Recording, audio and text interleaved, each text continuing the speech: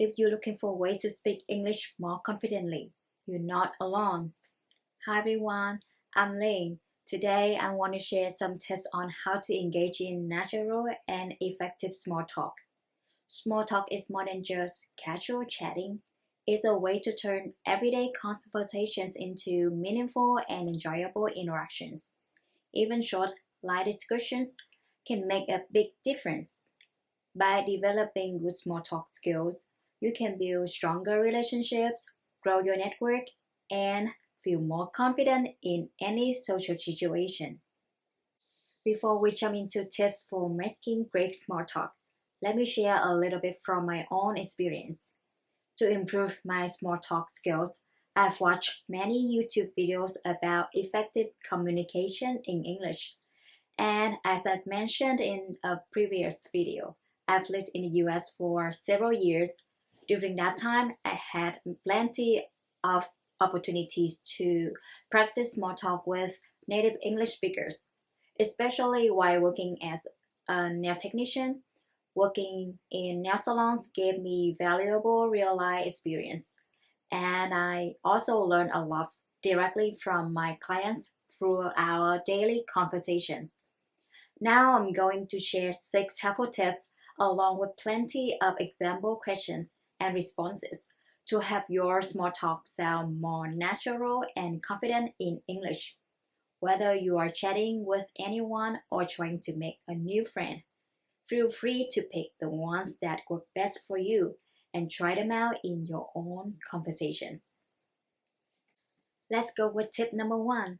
Start with warmth and show curiosity.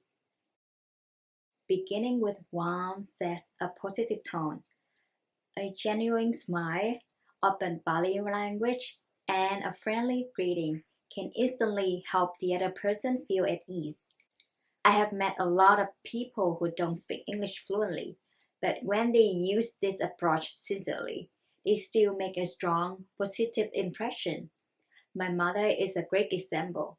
While working at the nail salon, even though her English is limited, she always greets her clients with a warm smile and uses the words she knows to communicate. Because of her kindness and effort, her clients truly appreciate and love her. However, today I want to share with you and with my mom the most common questions that can help you make great small talk. You can start with something simple like, "Hi, how are you today? How are you doing?" Or you can try a slightly different approach, like, "How's it going? How's your day going?" Or you can give a friendly compliment like, "I love your jacket. I love your shoes. I love your bag. Where did you get it?" If it's your first time talking to someone, be sure to introduce yourself by sharing your name. Then you can move on to small talk questions about common topics. I'll share more of those later in the video. If you already know the person, make it more personal by asking, "So, what have you been up to? So, did you do anything fun over the weekend? So, how have things been with you lately?" These little questions help break the ice. Try to personalize them based on who you're talking to. It shows you are paying attention and that you care. You might also notice that I like to start my questions with the word "so." It's a small word, but it really helps the conversation flow naturally. Without it, questions can be feel a bit direct. Adding "so" softens them and makes the conversation feel smoother and more comfortable. Another easy way to start small talk is by talking about the weather. It's simple, universal, and almost everyone can relate. Here are some general weather questions you can try. "It's such a beautiful day, isn't it? Has it been this hot all week? Can you believe how rainy it's been? Did you get caught in the rain earlier? It's so sunny today. Perfect weather for being outside, right? This cold makes me want to stay inside all day. How about you?" For the future changing weather, you can ask, have you heard if it's supposed to snow this weekend? Do you think it's going to warm up soon? They say it might rain tomorrow. Do you believe it? If you can use one of these questions naturally in the right moment, you are able to start small talk more smoothly and confidently. Tip number 2, find common ground. To keep the conversation going, ask simple, friendly questions that show real interest. You can try, do you have any plans for the weekend? So, have you been here before? Vacations are always fun to talk about. So, have you taken any trips recently? Did you go anywhere fun this summer? Are you planning any trips this fall or winter? So, do you prefer the beach or the mountains? And don't forget hobbies or interests. Let's try. So, do you enjoy cooking? What is your favorite dish? Do you like reading? Any favorite books? Are you into gardening or DIY projects? Are you into music? Do you play any musical instruments? A topic about pets is also a great choice for small talk. So, do you have a pet? Are you a dog person, cat person, or something else? When you see someone walking their dog in the park or on the street, you could start with, what a cute dog! What's your dog's name? So, how often do you come here with your dog? If you have a pet yourself, share a little bit about them. This can make the conversation feel more relaxed and encourage the other person to talk about their own pet. Remember, you don't need to ask all these questions. Just pick the ones that feel right for the moment. Once the other person starts sharing, the most important thing is to really listen. Then you can go a bit deeper based on what they say. It helps the other person open up, and you might discover things you both enjoy. That's how the real conversations and real connections happen. Next, let's move on to tip number 3, ask open ended questions. In addition to yes no questions, you can try asking open ended questions that beginning with what, when, where, who, why, and how. They invite longer answers and help keep the conversation flowing. If someone mentions a vacation, you can ask, so where are you headed? If they say they're going to Florida, you could follow up with, when are you leaving for Florida? Who are you going to Florida with? Or are you traveling alone? Or you can simply ask, are you going to Florida with someone or by yourself? What's the weather like in Florida? Or did you check what the weather will be like in Florida? So, how long are you staying in Florida? To talk about someone's job, you might try questions like, so, what did you do for work? Or just, what do you do? If they mention a specific job, like teacher, nurse, engineer, or IT professional, you can personalize your questions by including their job title. For example, so how long have you been teaching? So, what do you like the most about being a nurse? Adding the job title makes your questions feel more thoughtful and shows what you are genuinely interested in their work. Next, to learn more about their hobbies or interests, you can use these general questions. So, what do you like to do in your free time? What do you usually do for fun?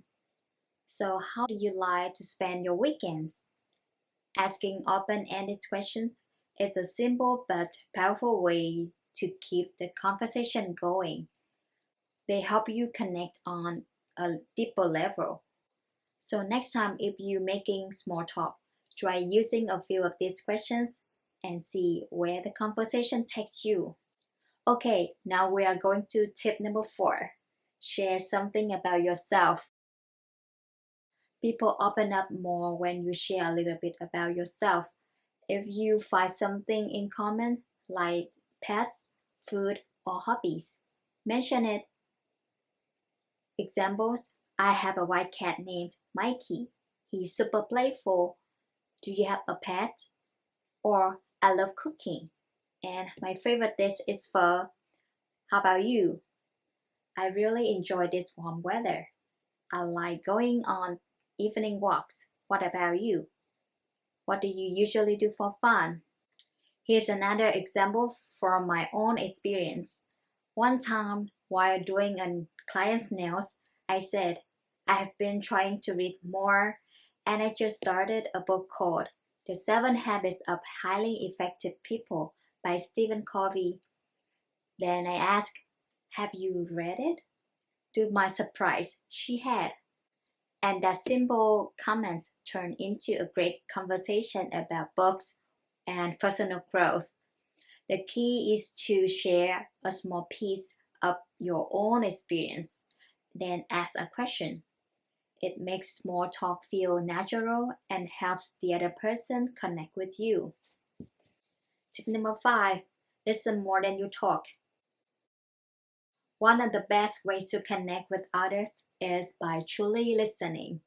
Give them space to share their thoughts and experiences, and try not to focus too much on yourself. When people feel heard, they feel respected, and they are more likely to open up. You might even learn something new in the process. Moreover, show that you are genuinely interested with nonverbal cues like nodding, maintaining eye contact, and smiling. Avoid checking your phone during the conversation unless it's an emergency. If you do need to step away to take a call or respond to a message, politely say, "Excuse me," and handle it privately. When you return, a simple "Thanks for your understanding" shows courtesy and respect. Or sometimes, to keep the conversation flowing with thoughtful follow-up questions such as, "Oh really? How did that go? So what was that like? How did you feel about that?" Being genuinely curious and present makes the conversation feel natural and meaningful. Now it's time to move on to tip number 6. Know when to wrap it up gracefully. Sometimes conversations naturally slow down, or either you or the other person may need to leave. Knowing how to end politely shows respect. Try, "It's been great chatting with you," or "So nice talking to you," or "Hope we get to talk again soon." Then wrap up with a simple goodbye like "Take care," or "Have a great day," or "Have a good one." Ending on a positive note leaves a good impression and opens the door for future conversations. Thank you for watching until the end of the video. I hope these tips and examples help you feel more confident and comfortable making small talk in English. Remember, small talk is a skill you can practice and improve, and it's a great way to build real meaningful connections. You don't have to be perfect, just be genuine, curious, and kind. With time, your conversations will flow more naturally. If you found this video helpful, please like and subscribe for more tips on English and confident communication. And feel free to share your small talk stories or questions in the comments. I love to hear from you. Thanks again and see you next time. Bye.